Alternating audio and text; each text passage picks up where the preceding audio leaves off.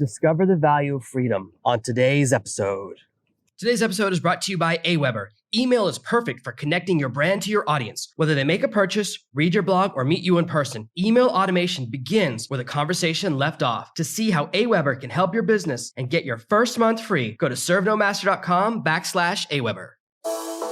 Are you tired of dealing with your boss? Do you feel underpaid and underappreciated? If you want to make it online, fire your boss and start living your retirement dreams now, then you've come to the right place. Welcome to SNM040 Podcast, where you'll learn how to open new revenue streams and make money while you sleep.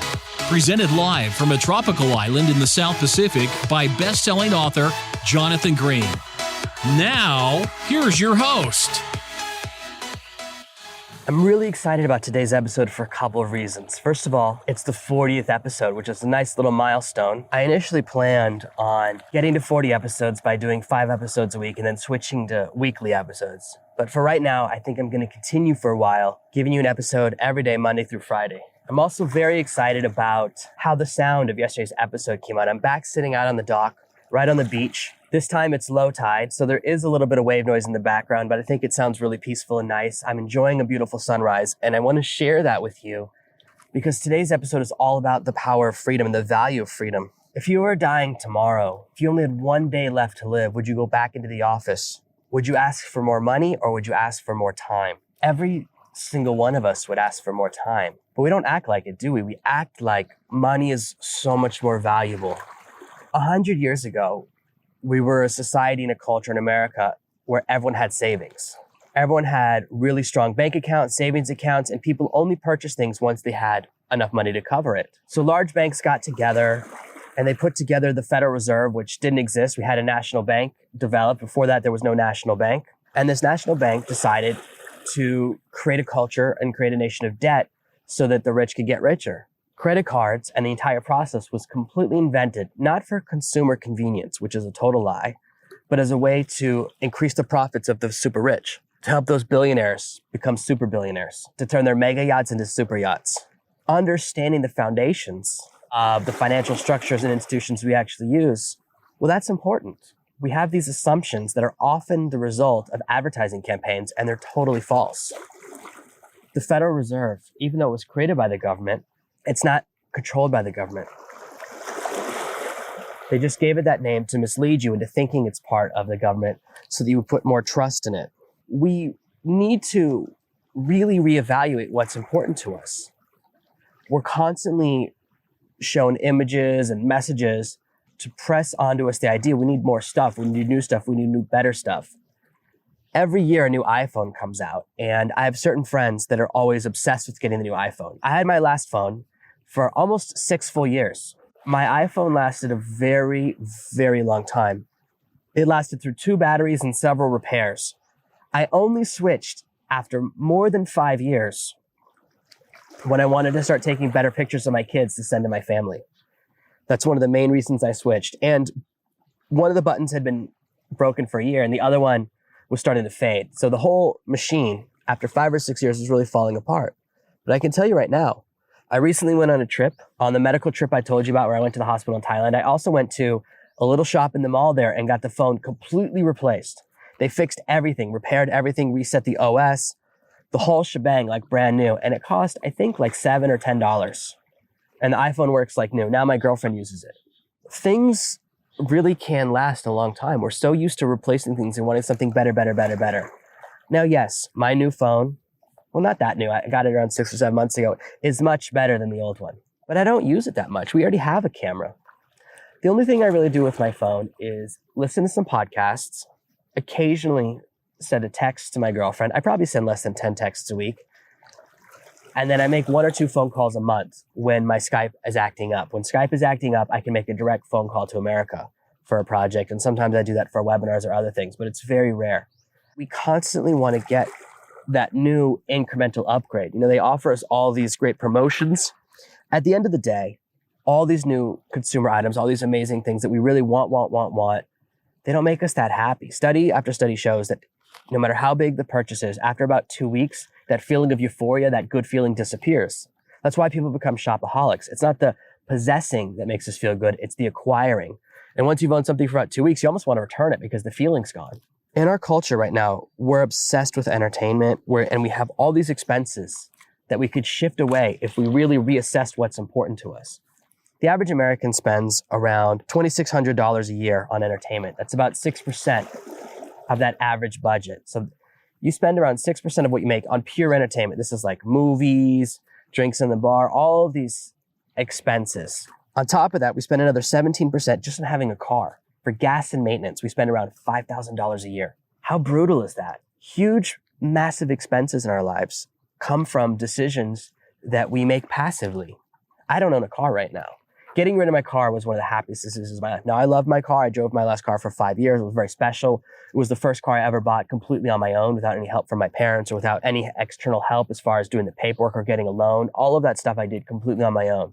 And I know other people, they do that much younger in life, but because I traveled around the world so often, only at 29, for the first time, was I in a position to actually buy a car for myself. And I had that car for around 5 years.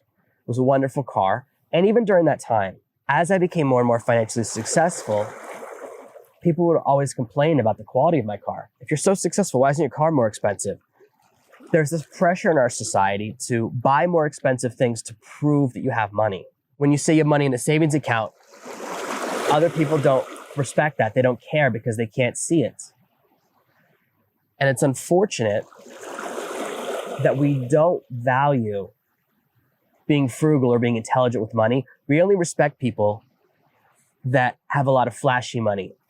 You know, those $30,000 millionaires, people that are living totally on debt, but it looks like they have money. For some reason, our society gives them a lot more credit and a lot more respect than people that are careful with their money, cautious with their money, and take care of things. Another 33% of what you make goes into housing. 11% goes into insurance. All of these fees, when you move abroad or when you actively make decisions about the value of freedom versus money, they change and you can take control of them. My cost of living right now, the cost of the house I live in, is huge. My house is huge. It's so big. There's plenty of room for me and all the kids and everyone else to hang out all day. And it's less than the apartment I shared when I used to live in Florida. Living in America in one of the cheaper cities, I still was paying more for less. And now I have way more people. That was me by myself. Now there's 4 of us living in this house and a dog. When you move abroad, when you take control of what you spend as well as control of what you make, you can increase your leverage massively. Right now, if you're spending $5,000 a month on your cost of living, imagine the freedom you'd have if you cut that down to 2 or 1. That's what can happen when you approach freedom as the asset that it is. I have a lot of freedom. I'm sitting here right now watching a sunrise.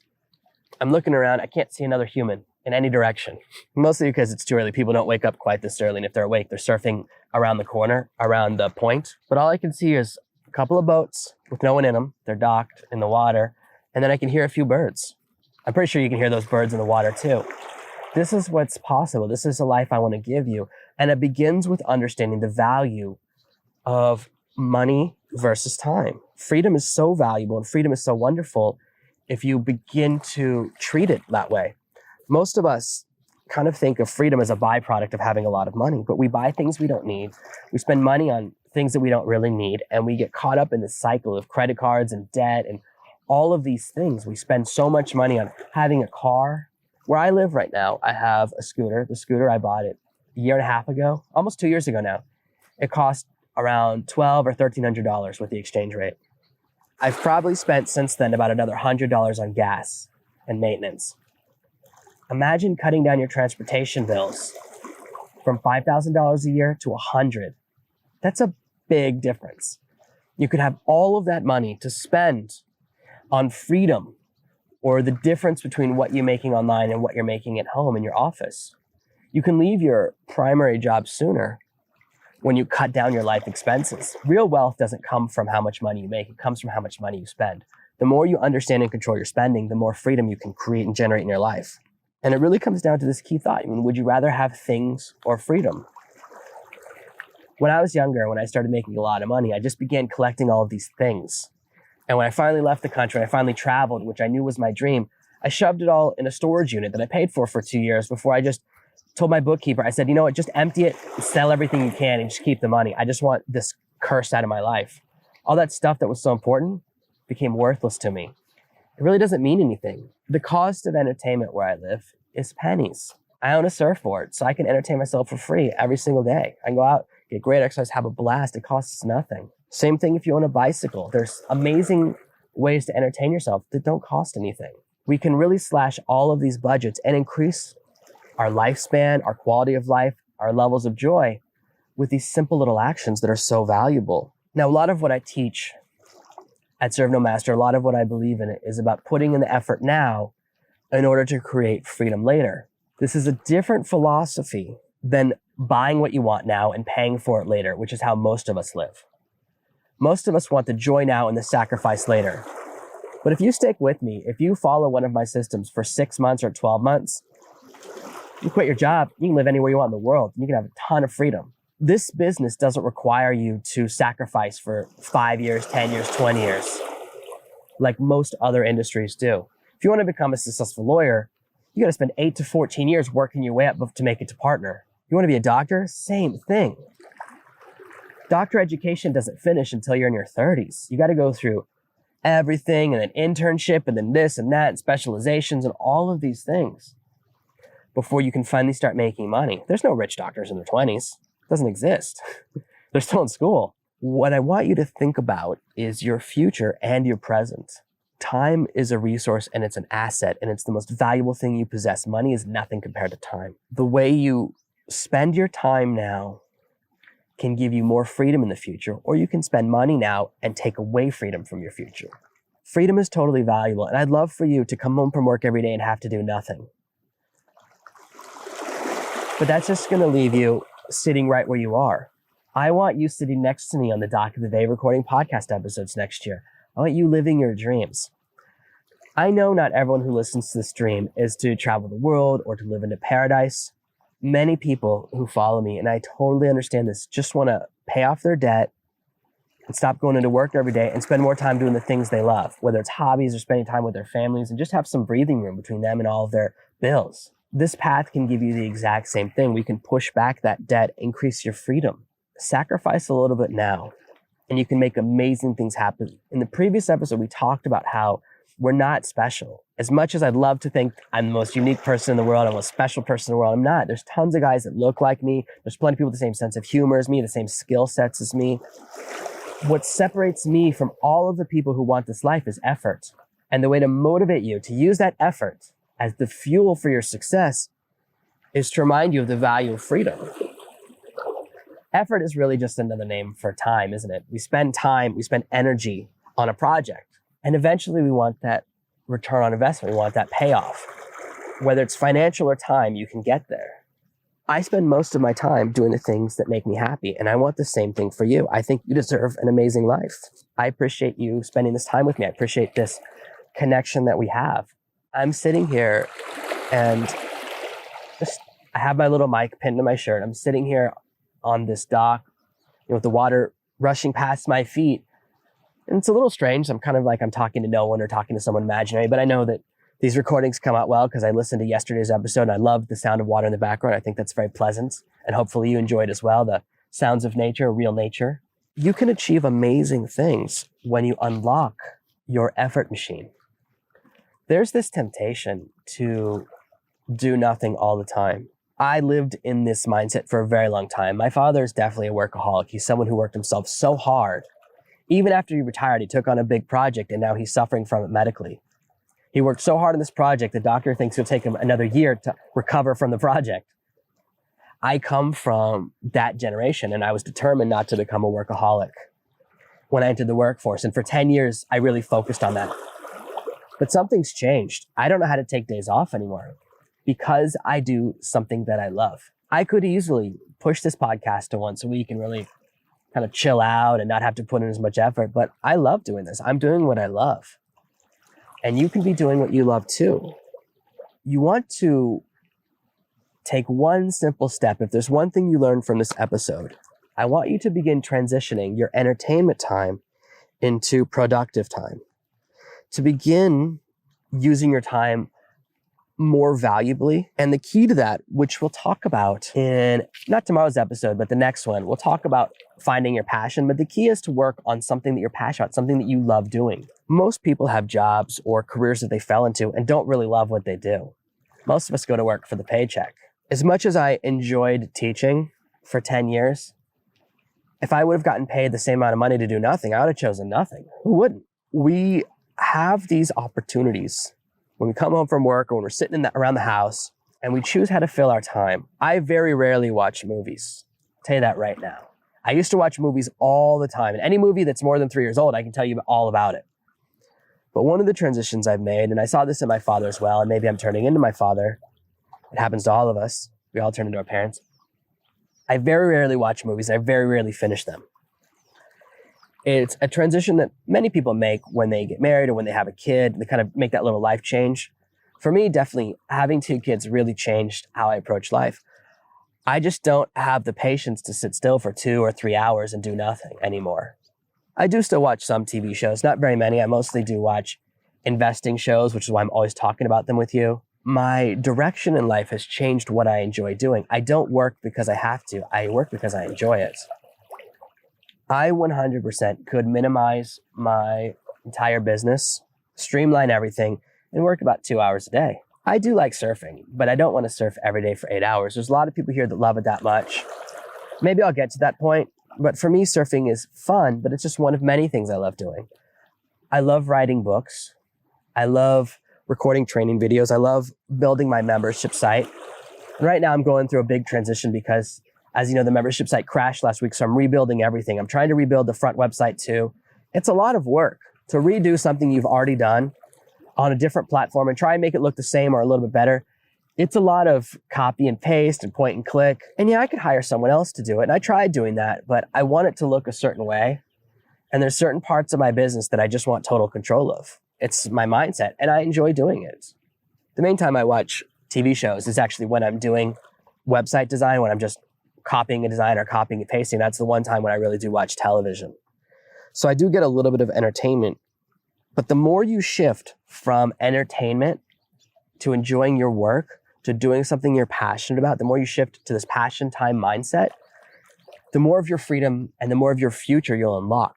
Think about all the time you spend doing things for entertainment.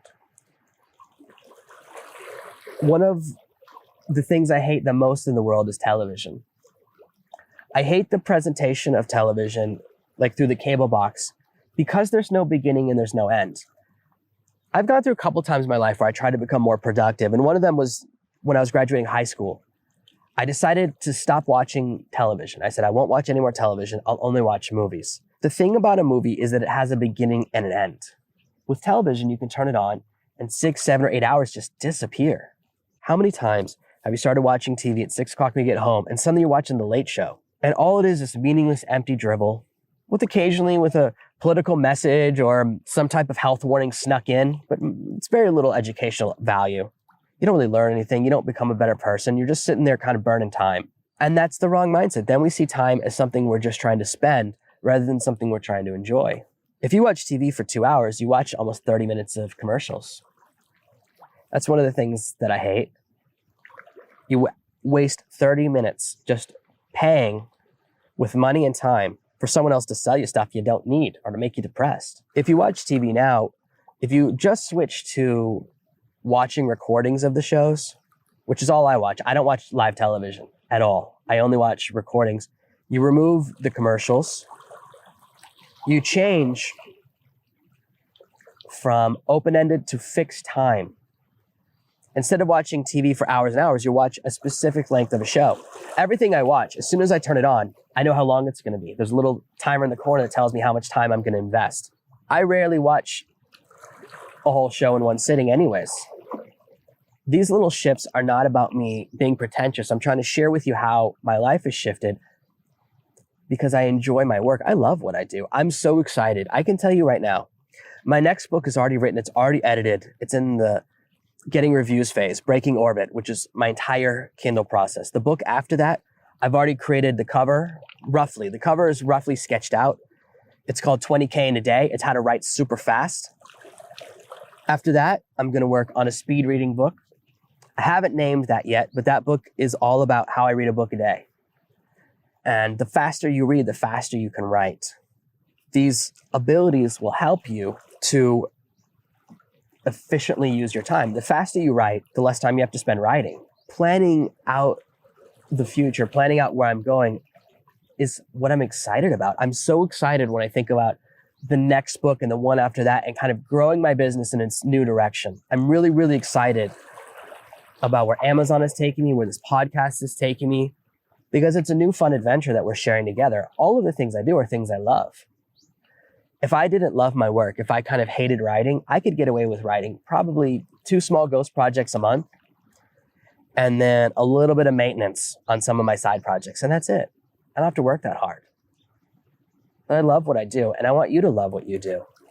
So if you take one thing from this lesson, from this episode, from today, my special 40th episode, I want you, and if you can hear that boat in the background, I apologize. It's the first boat driving by. The guy's got to go fishing. That's his job. I'm not going to stop someone from taking care of their family. But today's single lesson is to think about the value of time, to focus on unlocking more and more of your time, and to realize that spending time now gives you a very strong return on your investment later. That's what we're focused on. So shift your mindset from spending time for entertainment. I just got totally splashed. I don't know. The wake from that boat just hit my legs. So focus on shifting to passion-based time spending. Focus on seeing time as a resource and an asset, and spend it with the expectation of receiving more time in the future. That's the way to approach your life. That's the way to approach your business. And when you do that, the future becomes amazing. It becomes so bright, and you can have all the freedom you ever desired. Thank you for listening to this week's episode of Servenomaster. Make sure you subscribe so you never miss another episode. We'll be back tomorrow with more tips and tactics on how to escape that rat race. Head over to servenomaster.com/podcasts now for your chance to win a free copy of Jonathan's bestseller, Serve No Master. All you have to do is leave a 5-star review of this podcast. See you tomorrow. Thank you for listening to the Serve No Master podcast. Email your questions to podcast@servenomaster.com, and your question with my answer might appear in the next episode.